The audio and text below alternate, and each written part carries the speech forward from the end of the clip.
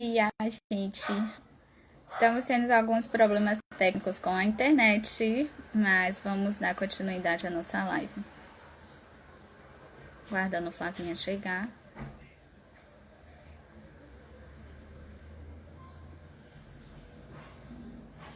Sobre o cuidado da mente, é muito importante a gente entender que existe o cuidado com o corpo, alma e espírito. E que um exército, né? Eu escutei uma frase em um dos eventos que eu participei de psicologia que fala que um exército nunca vencerá uma guerra, tá? Então é muito importante a gente estar dando atenção a esse cuidado da equipe multidisciplinar, que no nosso caso é de extrema importância.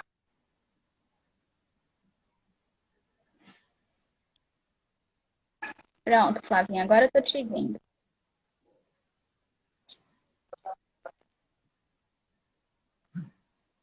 Oi, Vivi. Oi, Tá. Acho que a minha imagem travou de novo, né, gente? Peço desculpa por isso, tá? tudo bem, Flavinha, acontece nas melhores famílias. Nas melhores lives. Verdade. Bem, como que você tá pensando em fazer, Vivi? A gente continua aqui. É, tenta dar, iniciar de novo por conta, eu vou apagar a primeira, né? E aí a gente dá, ou você prefere dar continuidade ao que a gente estava falando, porque já está salva também. Então tá bom, tá? Peraí, eu vou começar de novo, só um minuto. Tá bom.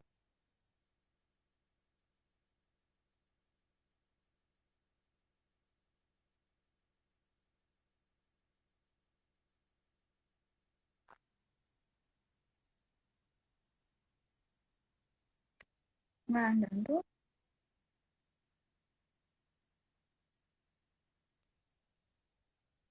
Pronto. Agora conseguimos, né? Oi. Oi. Oi. Pronto, tô te vendo e te ouvindo. Tá, agora eu também tô. Então, é, a gente começa. Você quer que eu comece por onde? Que eu conte novamente a minha história?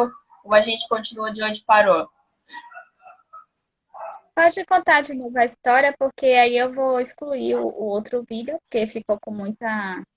Muita falha. Tá Sim. bem, eu vou resumir, tá? Vou resumir um pouco mais por causa do tempo. Bem, eu acho que assim, o principal do que eu tava falando é sobre a questão do diagnóstico, né?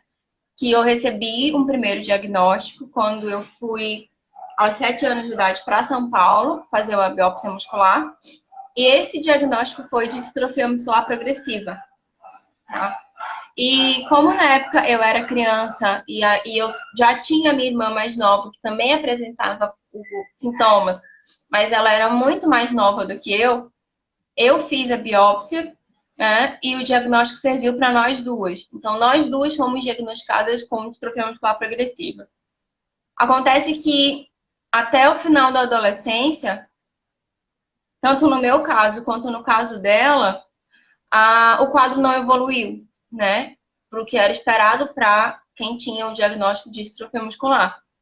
E, no entanto, a gente foi tratada ao longo desses anos todos, né? Eu já tinha mais ou menos 20 anos de idade, como pacientes portadores de distrofia muscular, tá?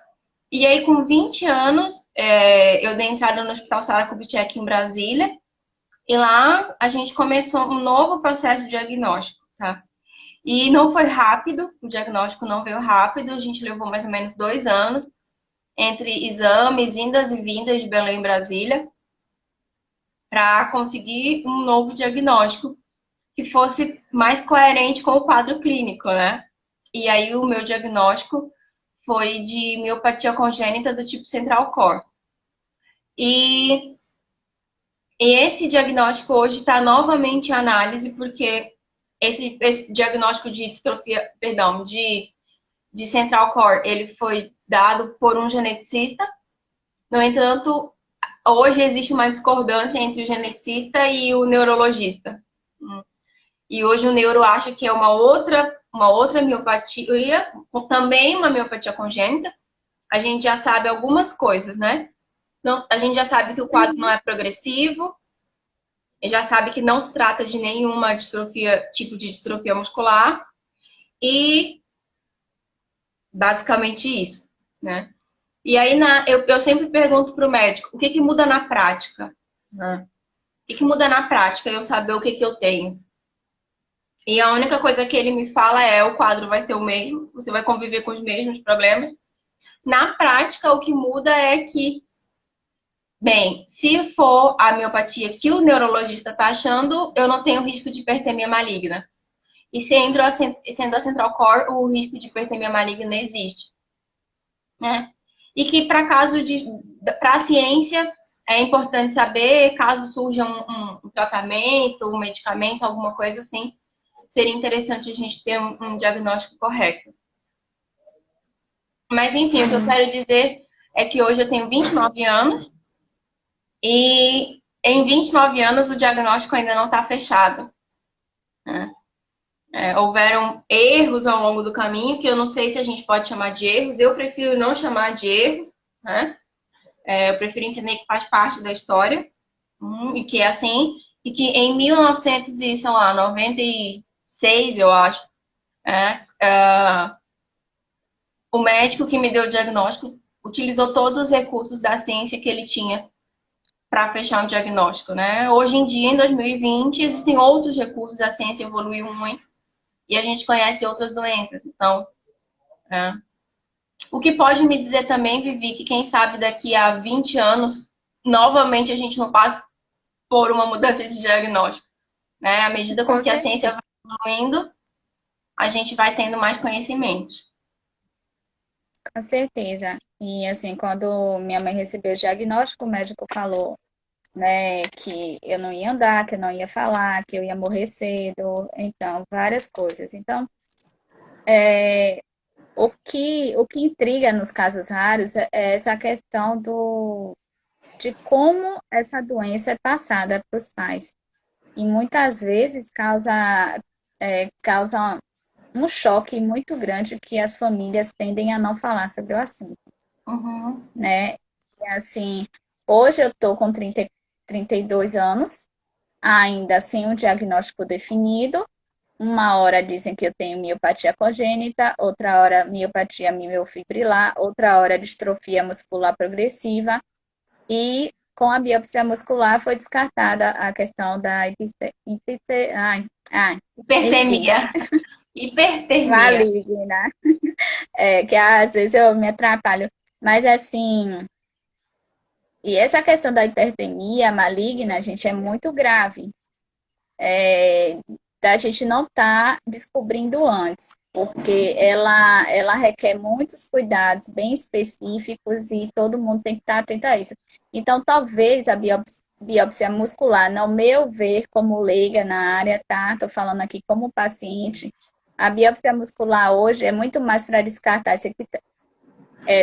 questão hipertemia maligna do que dar um diagnóstico tão preciso quanto a gente é, necessita, né? E com a live com o doutor Diego, ele deixou bem claro que não existe um exame específico que traga esse resultado desse nosso diagnóstico. Então, assim, essa questão, né? A medicina ainda está caminhando com passos de tartaruga, no nosso caso, mas hoje não existe o mínimo que a gente precisaria, que é o diagnóstico preciso, para poder, a partir daí, ter um tratamento com fisioterapia voltada para o nosso diagnóstico, desenvolver até futuramente medicamentos que corrijam as falhas genéticas que tenham. Então, está tudo no início. Então, a gente precisa mesmo estar conversando sobre isso como pacientes, e trazendo para a sociedade a nossa dificuldade atual. Porque se nós, pacientes, né, e raros com esse tipo de de patologia, não nos mobilizarmos, ninguém vai fazer isso por nós. Então, isso é muito importante, né, Flávia, a gente está conversando. Eu te agradeço pela sua disponibilidade e além de ser uma pessoa rara, também é uma psicóloga e pode estar nos auxiliando também nessa área da autonomia e resiliência, né? Que é o assunto de hoje, que vamos falar um pouquinho. Na verdade, a Flávia, né, gente? Mas é isso. Tá, Vivi, antes da gente entrar no tema né, no tema que a gente propôs, eu quero só responder rapidamente a pergunta da Juliane, que ela perguntou quais são os meus sintomas, tá? Eu acho que a primeira coisa que eu quero falar sobre a questão dos sintomas é que eles são muito relativos, tá? Aqui na minha família, nós temos dois casos, que sou eu, o primeiro caso da família, e a minha irmã caçula. E nós temos sintomas bem diferentes também. Sintomas muito parecidos em alguns aspectos e em outros aspectos bem diferentes também, tá? Mas, de modo geral, para quem tem uma miopatia congênita, o sintoma é fraqueza muscular. Essa fraqueza muscular, ela pode ou não ser progressiva. No meu caso e da minha irmã, a gente já sabe que não é progressiva, tá? O progresso, a evolução dessa fraqueza, ela vai vir, né, de acordo com o próprio envelhecimento, né? Todas as pessoas que envelhecem têm perda muscular, isso é natural. No nosso caso, a gente vai sentir um pouco mais essa perda, tá? Então, todos os movimentos que envolvam força muscular, existe uma dificuldade e, em alguns casos, até uma incapacidade, uma impossibilidade mesmo de fazer o movimento. Então, principalmente, subir escadas, levantar de lugares baixos, né? Subir escada, levantar de lugar baixo, carregar peso, ficar muitas horas em pé, fazer longas caminhadas, né?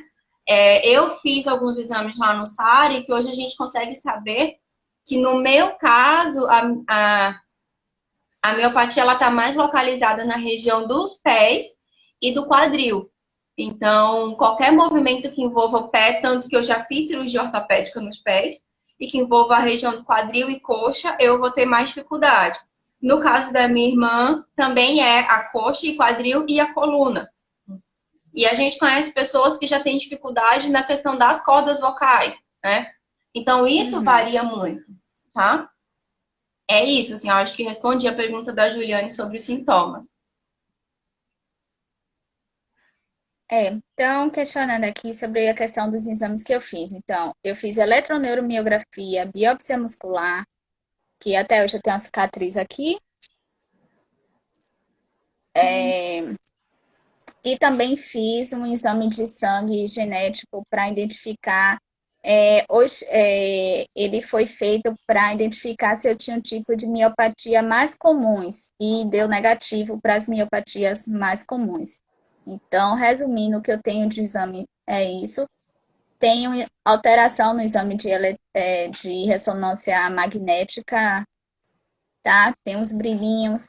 Em outros exames também, em questão de.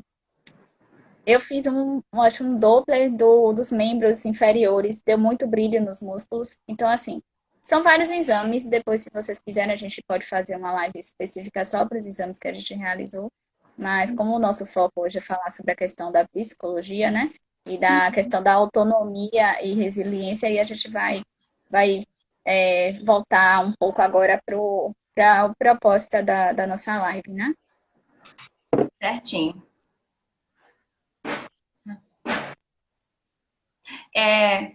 Posso começar, então? Pode. Tá, eu quero começar falando sobre autonomia, tá? Que eu acho que esse é um tema que ele nos incomoda muito enquanto pessoas portadoras de algum tipo de deficiência, especialmente quando a gente está tratando de uma doença rara, né? A gente sempre convive com uma possibilidade de perder a autonomia, né? Porque a gente não sabe o que vai acontecer no nosso caso. A gente não sabe se a gente vai evoluir para uma cadeira de rodas, se em algum momento eu vou precisar usar algum tipo de instrumento. Então, a possibilidade de perder a autonomia, ela é constante na nossa vida, né? Eu digo que é como se fosse uma sombra, né? A gente constantemente, desde criança, quando recebe um diagnóstico, a gente convive com essa sombra, tá? E acho que inconscientemente, ou bem conscientemente, não sei, eu fui levada a estudar isso dentro da psicologia, tá? E o que eu quero falar hoje sobre autonomia? Primeiro, nós seres humanos somos todos seres dependentes. Quando você vai numa fazenda, num sítio, numa chácara, enfim, e você vê um cavalo nascendo ou qualquer coisa do tipo, você vê que esse bichinho ele já nasce andando, né? Tá me ouvindo? Estamos sim, só a imagem que travou de novo. Mas vou continuar falando, tá? Tá bom. Esse bichinho ele já nasce andando, né? Nasceu 2 horas depois, no máximo, já tá de pé andando. O patinho sai do ovo e já vai direto para o lago, né? No nosso caso, como seres humanos, é diferente. A gente leva aí pelo menos 11 meses para a gente começar a andar, tá? O que isso significa? Que nós, seres humanos, somos seres completamente dependentes. Vocês estão conseguindo me ouvir, pessoal? Eu tô conseguindo, não sei se o pessoal tá conseguindo. Vocês estão conseguindo ouvir a Flávia, gente? Que a imagem dela também tá travada para mim, mas eu tô ouvindo. Tá. Se vocês estiverem ouvindo, eu vou continuar, porque eu acho que o áudio é o mais importante. Pode continuar, Flavinha. Gil falou que tá ouvindo sim. A Ó, Leila também. então, Tá todo mundo ouvindo. tá bom, isso que é o mais importante. Então, nós seres humanos, levamos um tempo para a gente conseguir se tornar autônomo, né? E isso a nível físico, mas a nível psicológico e emocional também, tá? E no nosso caso, o que é mais importante é essa autonomia psicológica, essa autonomia emocional, né? Existem pessoas que não têm nenhum tipo de deficiência física, que não têm nenhum tipo de limitação física, no entanto, são emocionalmente muito dependentes, né? Se tornam adultos e ainda não são autônomos, a nível financeiro, a nível psicológico, a nível emocional, enfim, né? Então, a gente começa a ver aí que existe uma diferença entre a autonomia física, tá? E a autonomia psicológica, a autonomia emocional, né?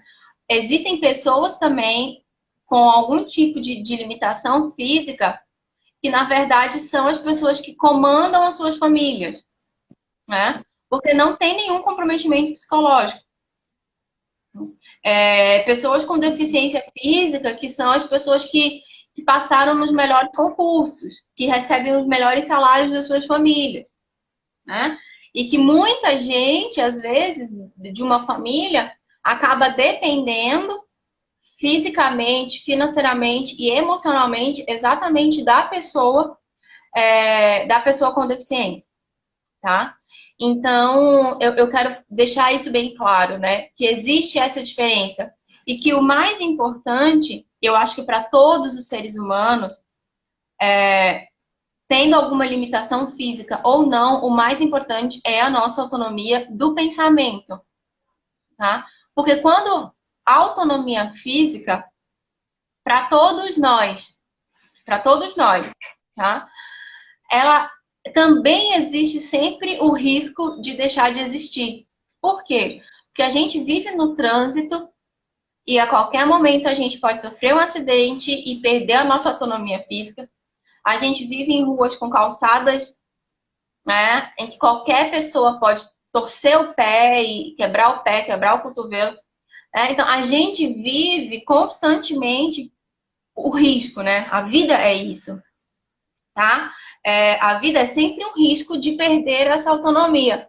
Mas quando a gente tem uma autonomia do pensamento, mesmo que o seu corpo esteja limitado, você consegue estar no controle da sua vida. E quem, assim como eu vivi, como você, talvez como a minha irmã e outras pessoas aqui, quem já nasceu e teve um diagnóstico desde pequeno, né, desde criança, a gente já cresce sendo forçado, entre aspas, pela vida, né? Eu quero colocar bem aspas nesse forçado, Sim, a desenvolver essa autonomia do pensamento. Né? A gente verdade. já é estimulado. Por quê? Por que a gente é estimulado a isso? Muitas vezes porque existe uma superproteção em relação às nossas questões físicas, né? De quero brincar e não pode brincar porque vai cair, não anda de bicicleta porque vai cair, né? Então existe, por as pessoas verem na gente uma fragilidade física, muitas vezes querem, né, fazer um movimento de nos podar ainda mais dentro das nossas capacidades físicas. Então, exatamente por isso, eu vejo que a gente precisa ter uma autonomia do pensamento e uma autonomia psicológica muito bem estabelecida. Porque não é o nosso corpo que nos define, é a nossa mente que nos define. É aquilo que eu acredito sobre mim que vai me colocar e que vai me posicionar no mundo. Vocês estão conseguindo entender o meu raciocínio, o que eu estou falando? Tá dando para compreender? Eu tô entendendo sim, mas como eu tô estudando, né? Então eu não sou muito legal para falar. Uhum. Comentaram aqui, essa superproteção, o perfil Meu Mundo com Distrofia falou sobre essa proteção atrapalha muito. Sim, Superproteção atrapalha muito, né? sim. E uma outra questão que eu quero falar, ainda nesse tema da autonomia, é que, como eu disse, né, a gente convive com a sombra da possibilidade de perder a autonomia física, tá? Sim. Quando você entende o que é autonomia e que a autonomia ela não está no seu corpo, a autonomia ela está na sua mente, ela está, digamos assim, no seu estado de espírito, a autonomia está na sua energia, né? Se você tem autonomia como um valor de vida, você entende que não é uma cadeira de rodas que vai deixar você, vai tirar a sua autonomia, tá? E aí a gente começa a entender que todos os instrumentos que existem, cadeira de rodas, bengala, andador, etc., eles não são um sinônimo de perda de autonomia, mas eles contribuem para que eu seja autônomo. Eles servem para melhorar, para aumentar a minha autonomia diante do mundo, tá? E aí, por que eu digo isso? Há uns 2 anos atrás, 2 anos e meio talvez, eu comecei a usar uma bengala, tá? E Sim. eu fui bem consciente para a bengala, tá? Fui bem consciente. Porque quando eu fiz a cirurgia do pé, cirurgia ortopédica, eu não tive condições de usar muletas, então tive que ir para a cadeira de rodas. Na reabilitação de cada pé, eu fiquei na cadeira de rodas, tá? E isso para mim, naquele momento, foi horrível, né? Imagina. Nossa, eu cheguei no fundo do poço, tá? Depois eu entendi que não é bem assim, né? Que ainda bem que eu tinha cadeira de rodas. Por quê? Porque aí você vai encontrando estratégias para lidar. Tá, enfim. Quando eu comecei a usar bengala, mais recentemente, há 2 anos atrás, eu fui para Bengala acompanhada por uma terapeuta ocupacional do Sara, né? Ou seja, existia um preparo para minha chegada na Bengala. E uma das coisas que ela me falou foi: não entenda que. Oi, gente, vocês estão ouvindo? É que o Aguinaldo falou que. Ah, pronto. Sim, pode continuar. Tá? E uma das coisas que a terapeuta ocupacional falou para mim foi: não entenda a Bengala como o sinônimo de que a sua doença travou. Ou, a doença travou. Eu tô lentando travou aqui. De que a sua doença É, piorou. Né? Ela disse, não entenda a bengala, não significa isso. A bengala, ela vai te servir como um instrumento de autonomia, tá? Foi isso que ela falou para mim. Então, quando eu entendia que a bengala, ela servia para me dar autonomia, Pronto, eu amo essa bengala. Eu uso ela a hora que eu quiser. Eu uso ela porque não é uma necessidade latente, tá? E a principal coisa que ela me falou e que faz muito sentido para mim, a bengala serve para mim como um sinalizador social. Por quê? Porque as pessoas em geral olham para mim e não identificam uma deficiência. Que eu ando, eu dirijo, né? Eu caminho. Mas se alguém esbarrar em mim e eu cair, já era. Eu não levanto do chão. Eu fico no chão. Tá? Sei Se como eu é. deixar, se eu deixar alguma coisa cair, eu vou ter dificuldade para baixar e pegar essa coisa. Eu estando com a bengala, todo mundo me ajuda, né? Por quê? Porque as pessoas estão olhando e estão vendo ali que aquela pessoa tem alguma coisa diferente nela. Então eu brinco que a bengala me dá superpoderes. Quando eu tô com a bengala, Sim, ninguém implica comigo na fila preferencial. Se eu estacionar meu carro na vaga de deficiente, ninguém implica comigo. As pessoas passaram a segurar o elevador para mim, eu não preciso mais sair correndo por causa do elevador. Se eu deixo alguma coisa cair, é três pessoas que vêm para querer me ajudar e pegar para mim, né? Então, assim, eu quero também passar para quem está ouvindo isso, sabe? Porque eu não sei se daqui a 5, ou se daqui a 10 anos, ou 20 anos, essa bengala vai passar a ser uma cadeira de rodas, né? Mas tudo verdade. depende do modo como eu encaro esse instrumento, tá?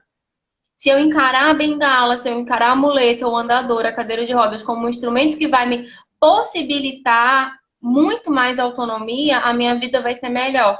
E eu digo isso porque eu conheço idosos, a minha avó mesmo. Ela aceitou a bengala dela depois que ela me viu usar a minha, né? Porque Nossa, tem muito, né? Porque tem muito idoso que não quer usar a sua bengala, né? Então, eu vejo que isso é uma resistência de qualquer um, né? Porque parece que aquele instrumento ele vai servir para te limitar, mas ele não vai servir para te limitar, ele vai servir para te dar autonomia. Acho que esse é o principal ponto que eu queria falar sobre esse aspecto. foi ótimo, assim. Tem um comentário, né? E fala assim que esse processo de aceitação é importantíssimo e quando conseguimos entender isso, se torna mais leve. Sim, sim. E entender também, né, que eu não sou obrigada. Não é uma obrigação, tá? No meu caso com a bengala, eu não uso ela sempre. Eu uso ela quando eu sinto que há necessidade. Se eu sinto que Uhum, se eu vou num shopping, lá eu vou ter que caminhar, vai ser um período maior andando, eu uso ela porque é um apoio. Se eu vou ao banco, eu vou ter que pegar uma fila, eu uso. Mas dentro de casa, que eu estou num ambiente seguro, protegido, eu não preciso usar. Então, assim, é muito ruim quando a gente se sente obrigado a alguma coisa, né? Então, a gente não é obrigado a nada, é uma escolha, né? O nosso tratamento também é uma escolha. A gente escolhe se tratar ou não. verdade. Eu mesma, gente, eu já usei bengala um período curto, mas como o médico deslocou meu braço no parto, então meu braço esquerdo ele é atrofiado por conta disso. E eu comecei a sentir muita dor no braço direito, então eu acabo sobrecarregando muito meu braço direito, tanto nessa questão de escrita, digitação, eu sobrecarrego muito ele, e até por isso que alguns de vocês eu sempre estou mandando áudio, eu peço desculpas, mas é porque realmente tem dias que eu estou sentindo muita dor e que eu não consigo digitar de uma forma legal, então eu prefiro gravar o áudio para vocês. Mas assim, como a Flavinha falou, não é obrigação, é, que todo mundo tem que usar, mas assim, é uma questão de você estar adequando esses aparelhos para trazer essa autonomia para você. Se você precisa de bengala, use. Se você precisa de uma cadeira de roda, use. E não encare isso como você está abrindo uma guarda para a doença, mas que você está entendendo e respeitando como ela tem se comportado. Isso. E aí, Vivi, eu queria entrar no nosso outro tema, né? que é Sim, que é a resiliência, tá? sim. Eu espero que ninguém tire print dessa live, porque a minha imagem ela está travada, tá? Então eu tô pensando no seguinte, em eu sair por um minuto, um segundo e voltar, que daí Tá ela bom. está, Pronto, faz isso então. Eu te aguardo. tá? E aí eu acho que quem tiver pergunta nesse inteirinho, nesse intervalo, pode ir fazendo suas perguntas, que quando eu voltar daqui a um segundo eu posso responder se quiserem, tá?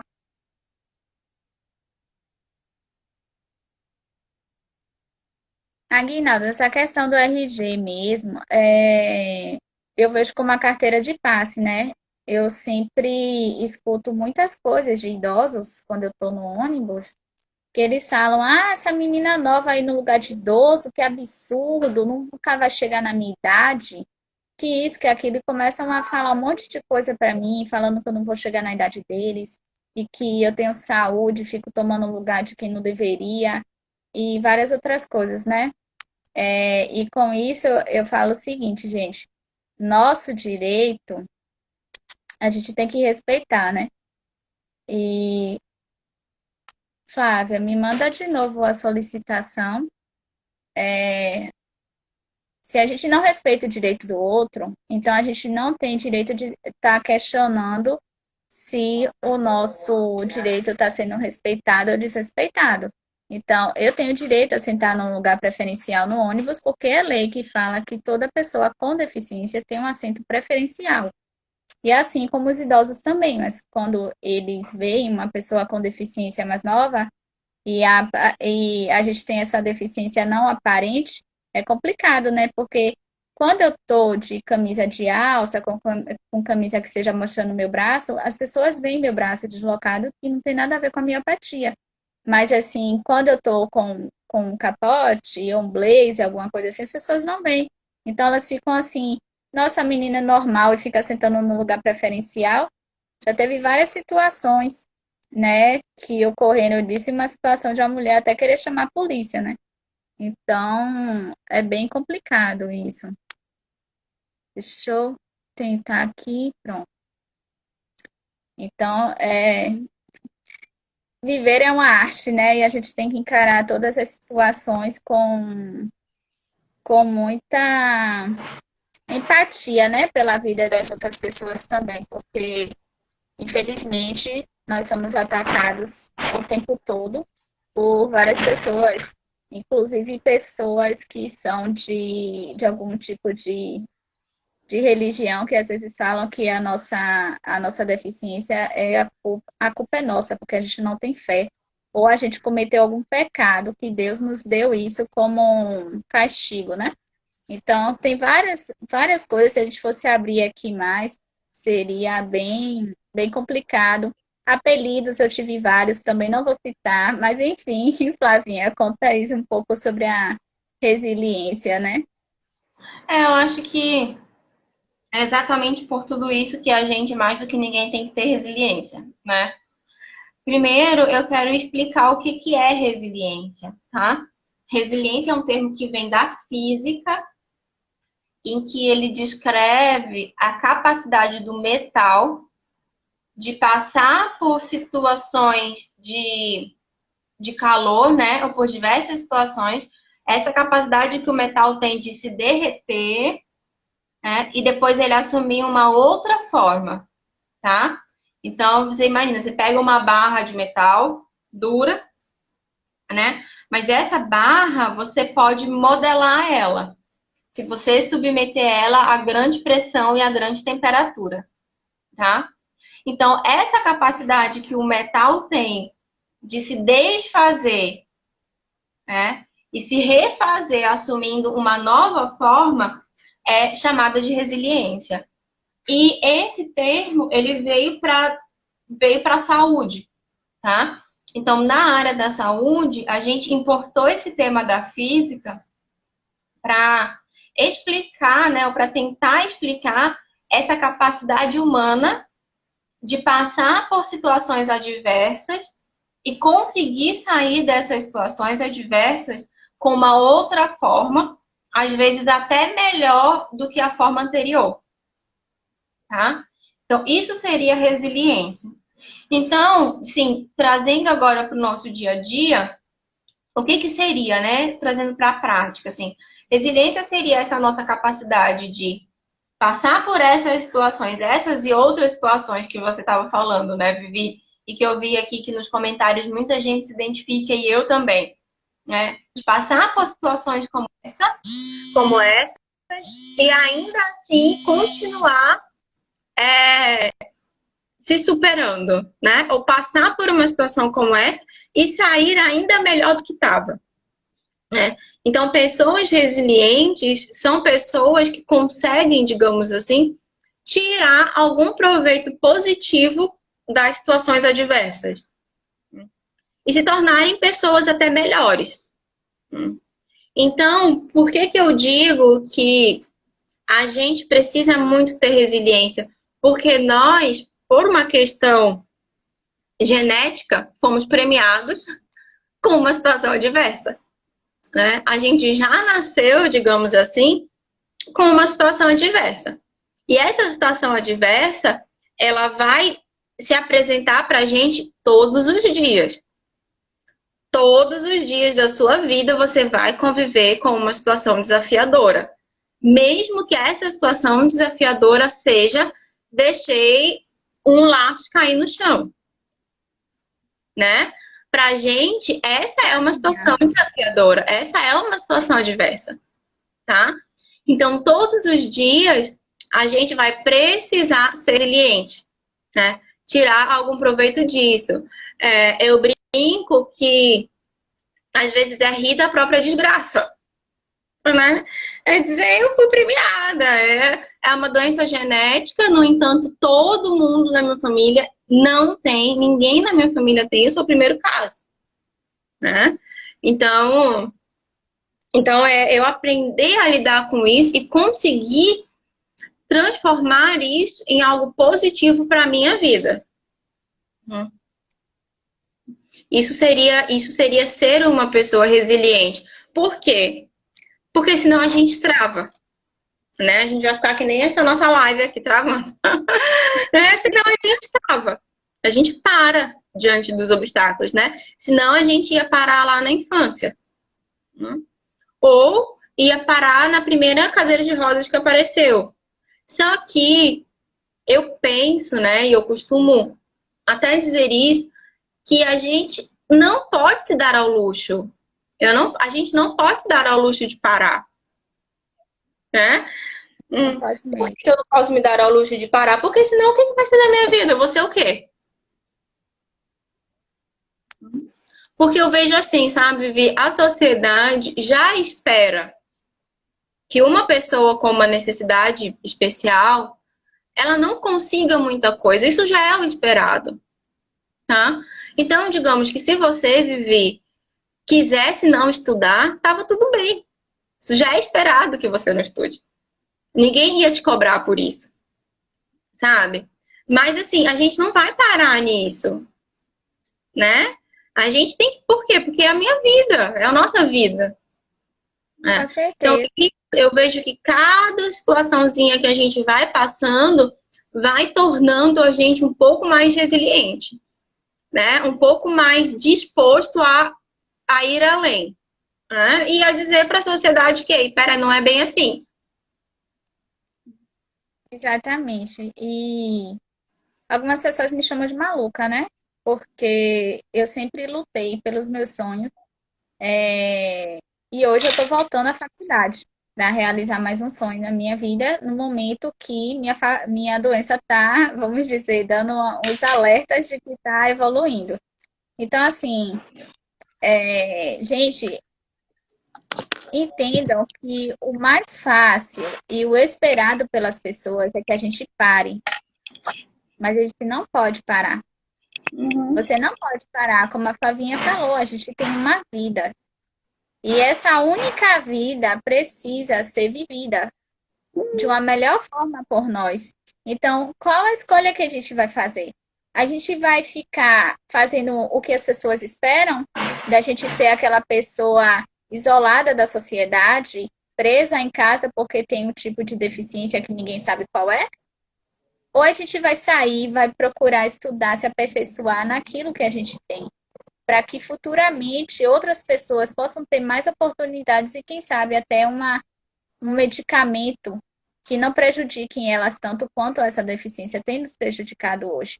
Então, são várias coisas que a gente tem que pensar, refletir sobre nossas vidas, porque eu também tive um quadro depressivo, tá? Eu quero deixar isso bem claro que, você falar isso porque é fácil, não foi fácil. Não foi fácil. Teve dias que eu estava contando quantos dias faltavam para eu morrer, porque eu não via esperança, não tinha alegria. Então, assim, é muito complicado para todo mundo. Ninguém está livre disso. Mas a gente tem Uhum. que escolher viver e É. superar todas essas coisas. E assim, né, Vivi, se a gente pensar exatamente no conceito de resiliência que eu dei, pegando o exemplo do metal, o metal ele só é resiliente porque ele sofreu uma pressão em cima, né? Ele teve que ser levado ao fogo para ser derretido, né? Para ele poder assumir uma outra forma. Então não é fácil, tá? Pessoas que nasceram e sempre tiveram tudo a nível físico, a nível financeiro ou a nível de saúde, né? Geralmente são pessoas não tão resilientes, porque não passaram pelas adversidades, né? Então, assim, só existe resiliência porque existe uma pressão, porque existe um fogo, né? Existe uma situação adversa te provocando isso, tá? E quando você disse assim, que a gente tem que ir lá e de repente até estudar o que gosta, né? Estudar algo dentro para fazer isso melhorar. Eu vou até um pouco além, sabe, Vivi? Eu acho que a gente tem que fazer o que a gente gosta, independente da nossa condição física, entende?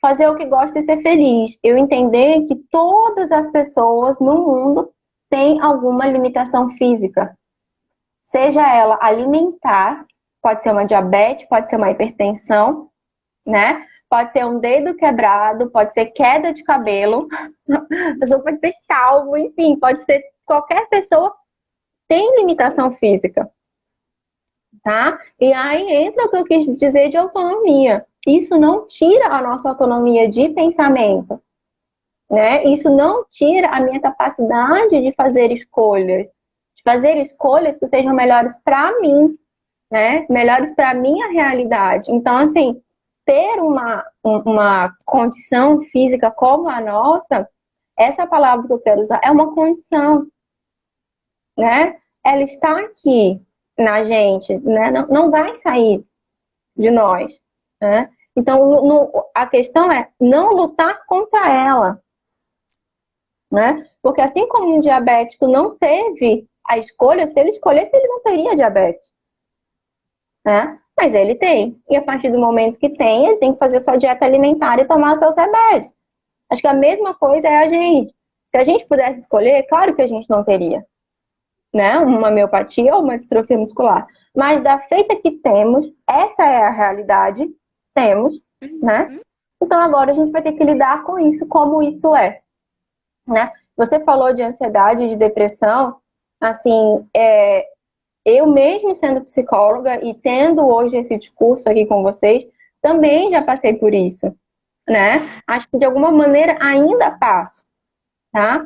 Por quê? Porque eu cresci, como eu falei, com um diagnóstico de distrofia muscular. Então eu cresci sempre esperando que o pior fosse acontecer, né? E graças a Deus, porque a vida é magnífica, né? Esse pior nunca aconteceu. Então isso é um ensino. Né? Por que eu tenho sempre que esperar pelo pior? Sempre achar, por que o melhor também não pode acontecer?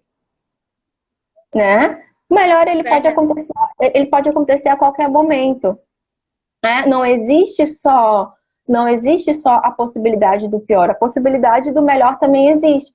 Aí se torna uma escolha, como você falou, acreditar ou não. O que eu escolho acreditar? Né? Aí se torna uma escolha. Tem E uma. Pode falar. O que você falou também é importante, gente, porque assim, eu escolhi a psicologia porque eu sempre quis fazer isso, mas eu não tinha condições antes. Então, hoje eu estou vivendo para realizar meus sonhos, porque quando você vê um motivo, né? No caso, eu tenho um sonho, então para mim eu amo psicologia. Então eu gosto de estudar, é algo que me dá prazer. Então assim, mas para Uhum. você pode ser estudar mecânica, para outro pode ser, sei lá, fazer uma faculdade de medicina, fazer uma faculdade de design de interiores, fazer uma faculdade, sei lá, de arquitetura, não sei. Mas cada um tem alguma coisa que gosta, como você falou, né, Flávia? Então, assim, eu também não quero estar impondo nada a ninguém, gente, mas assim, é o que me faz bem. Eu acho que mais que a nossa limitação física, a possível limitação que pode vir se a gente não cuidar do nosso psicológico. E isso com Sim, certeza vai agravar muito mais esse quadro que a gente tem. Então, todo mundo, ainda que tenha outro tipo de deficiência que está aqui nos assistindo, é importante vocês estarem cuidando do seu psicológico, né? Lembrando da questão que eu falei no início, né? Mente, corpo, alma e espírito. Então, esse exército tem que estar unido para vencer essa batalha. E assim, uhum, uma coisa é a gente, né, deixar claro para vocês, para que não haja má interpretação. Aceitação do nosso diagnóstico não quer dizer acomodação com o nosso diagnóstico, né? Então, a gente tem que deixar isso bem claro, porque a gente, em momento algum, está falando aqui para as pessoas se acomodarem, mas a gente está falando para você aceitar e seguir em frente. Então, acho que essa é a maior mensagem que a gente está tentando passar. Não sei se vocês estão conseguindo entender. Pronto, Flávio, uhum. era só isso. Assim, você falando dessa questão psicológica, né, que às vezes agrava o nosso quadro, eu lembrei de um período recente até, foi quando eu fui para Bengala. Eu estava caindo muito, tendo várias quedas, vários tropeções, né?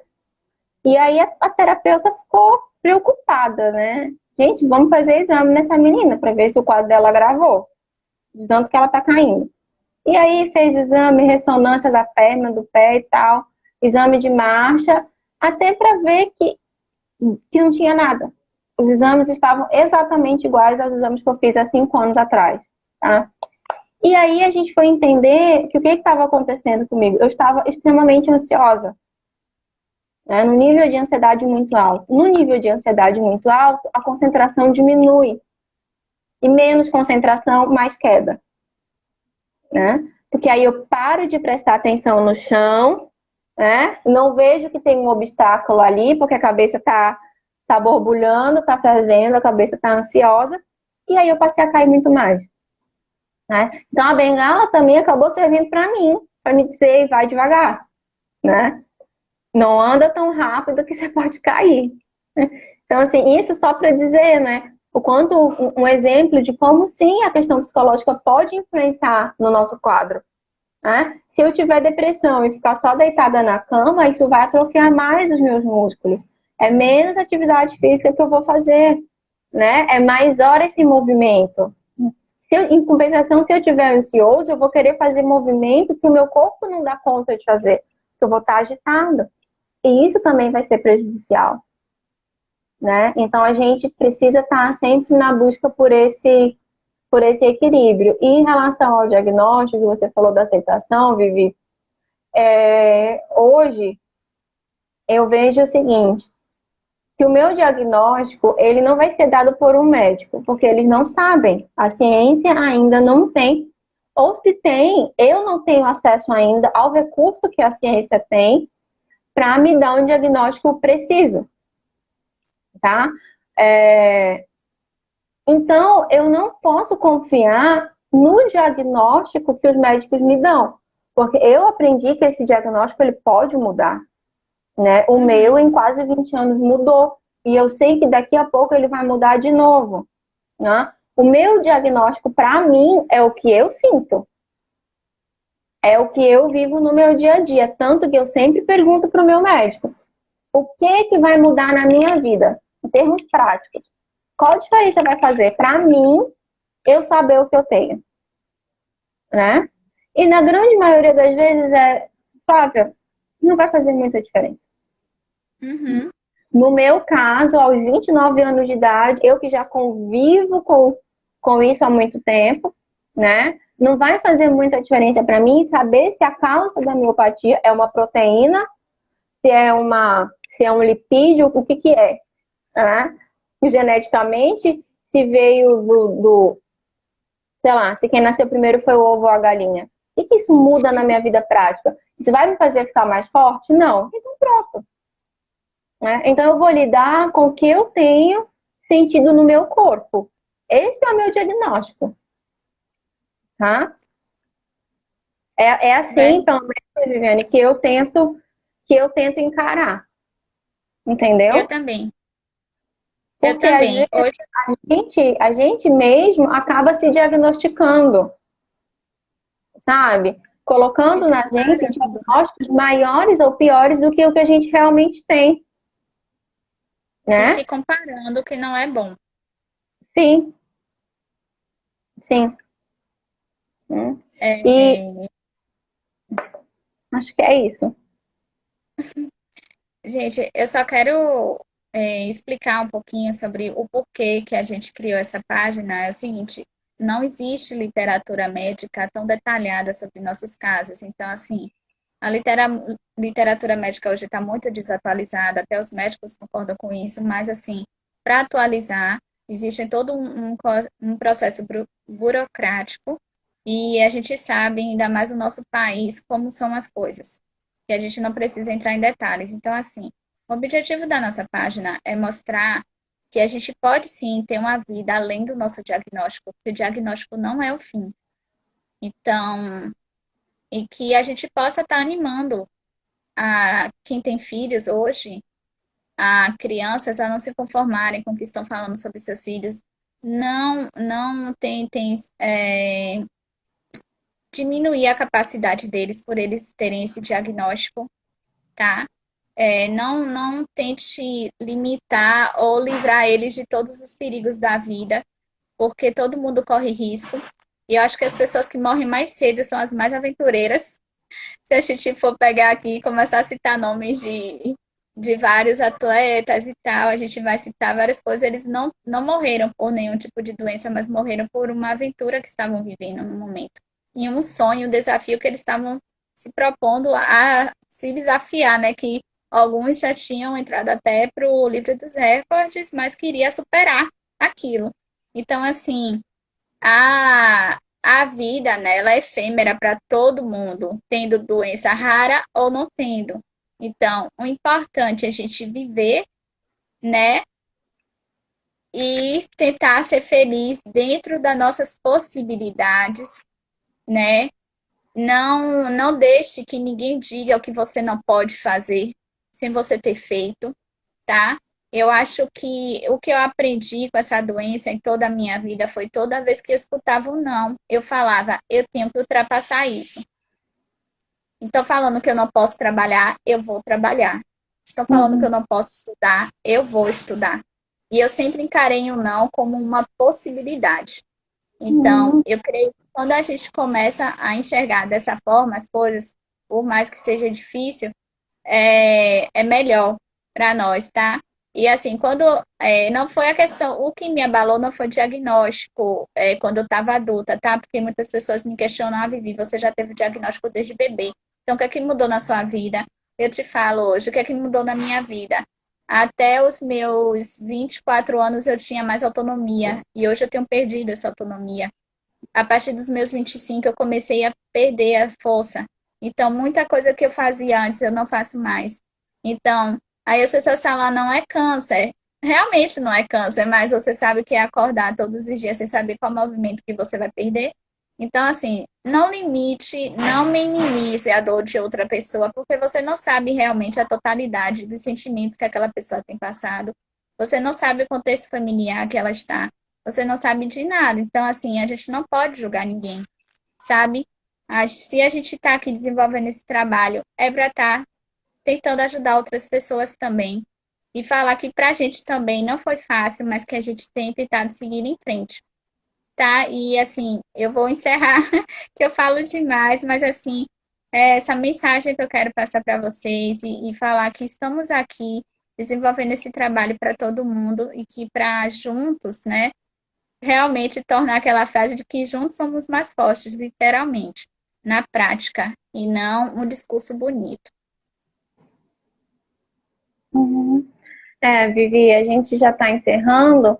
É, alguém falou, né? O difícil é quando a família não entende o que a gente sente, mais ou menos isso. Sabe? Eu acredito que a gente não tem que se justificar por nada, né? As pessoas já sabem que você tem alguma coisa, ponto, né? Um diabético, ele não justifica, eu não como açúcar porque eu tenho diabetes. Não, ele simplesmente coloca adoçante no café, né? Então a gente não tem que ficar se justificando. Eu digo isso porque eu já fui muito assim, né?